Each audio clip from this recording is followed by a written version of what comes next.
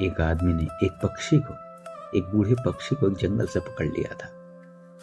मैं किसी भी काम का तो नहीं हूं, देह मेरी जीर्ण जर्जर हो गई है, जीवन मेरा समाप्त होने को करीब है। न मैं गीत गा सकता हूं, न मेरी वाणी में मधुरता है। मुझे पकड़ कर करोगे भी क्या? लेकिन यदि तुम मुझे छोड़ने को राजी हो जाओ तो मैं जीवन के संबंध में 3 सूत्र तुम्हें बता जरूर सकता हूं। उस आदमी ने कहा कि भरोसा क्या कि मैं तुम्हें छोड़ दूंगा, तुम सूत्र बताओ या ना बताओ। उस पक्षी ने कहा कि पहला सूत्र मैं तुम्हारे हाथ में ही बता दूंगा, और अगर तुम्हें सौदा करने जैसा लगे तो तुम मुझे छोड़ देना। दूसरा सूत्र मैं वृक्ष के ऊपर बैठकर बताऊंगा, और तीसरा सूत्र जब मैं आकाश में उड़ जाऊंगा तब मैं बता सकता हूं। बूढ़ा पक्षी था, सच्ची उसकी आवाज में कोई मधुरता न थी। वह बाजार में बेचा भी न जा सकता था, और उसके दिन भी समाप्त होने ही वाले थे। उसे पकड़ कर रखने की कोई जरूरत भी न थी।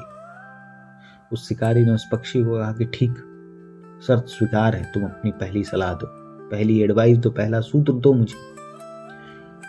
उस पक्षी ने कहा कि मैंने जीवन में उन लोगों को दुखी होते देखा है जो बीते हुए समय को भूल नहीं पाते, और उन लोगों को मैंने आनंद में भरा देखा है जो बीते का विस्मरण कर देते हैं और जो मौजूद है उसमें जीते हैं। यह है पहला सूत्र।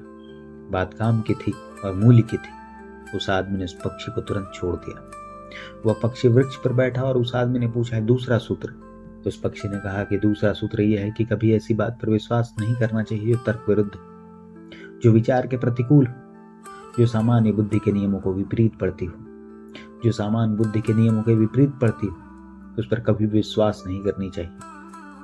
वैसा विश्वास करने वाला व्यक्ति भटक जाता है। पक्षी आकाश में उड़ गया।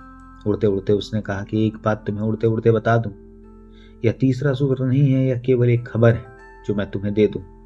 तुम बड़ी भूल में पड़ गए हो मुझे छोड़कर।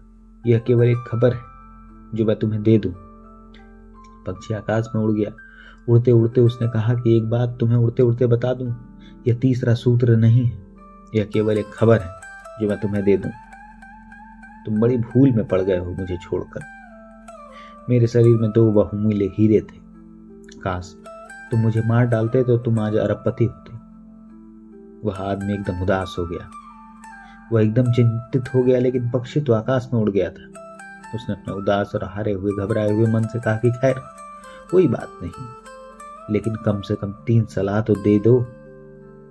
उस पक्षी ने कहा कि तीसरी सलाह देने की अब कोई जरूरत न रही, तुम पहली 2 सलाह पर ही काम करो। मैंने तुमसे कहा था जो बीत गया उसे भूल जाने वाला आनंदित होता है।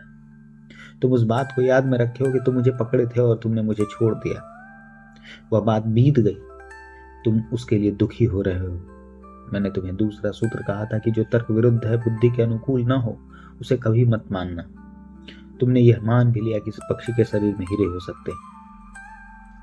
क्षमा करो, तीसरा सूत्र मैं तुम्हें बताने को अब राजी नहीं, क्योंकि जब 2 सूत्रों पर ही तुमने कोई अमल नहीं किया, कोई विचार नहीं किया, तो तीसरा भी व्यर्थ के हाथों में चला जाएगा। उसकी कोई उपादेयता नहीं है। इसलिए मैं पहली बात तो यह कहता हूं कि अगर पिछले 2 सूत्रों पर ख्याल किया हो, सोचा हो, वह कहीं प्राण के किसी कोने में उन्होंने जगह बना ली हो, तो तीसरा सूत्र तुम्हें समझ में खुद ब खुद आ सकता है। अन्यथा तीसरा सूत्र बिल्कुल अबूझ रहेगा। मैं उस पक्षी जैसी जाति नहीं कर सकूंगा।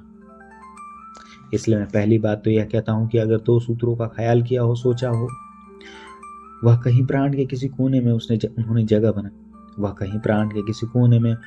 जगह बना ली हो, तो ही तीसरा सूत्र तुम्हें समझ में आ सकता है। अन्यथा तीसरा सूत्र बिल्कुल अबूझ रहेगा। मैं उस पक्षी जैसे ज्यादती नहीं कर सकता हूं कि कह दो कि तीसरा सूत्र नहीं बताऊंगा। तीसरा सूत्र बताता हूं, लेकिन वह आप तक पहुंचेगा या नहीं यह मुझे पता नहीं। वह आप तक पहुंच सकता है अगर 2 सूत्र भी पहुंच गए हों। उन्हीं की राह पर वह धीरे धीरे विकसित होता है, और अगर 2 सीढ़ियां खो जाए तो फिर तीसरी सीढ़ी बड़ी बेबूझ हो जाती है। उसको पकड़ना और पहचानना कठिन हो जाता है। वह बहुत मिस्टीरियस मालूम होने लगती है।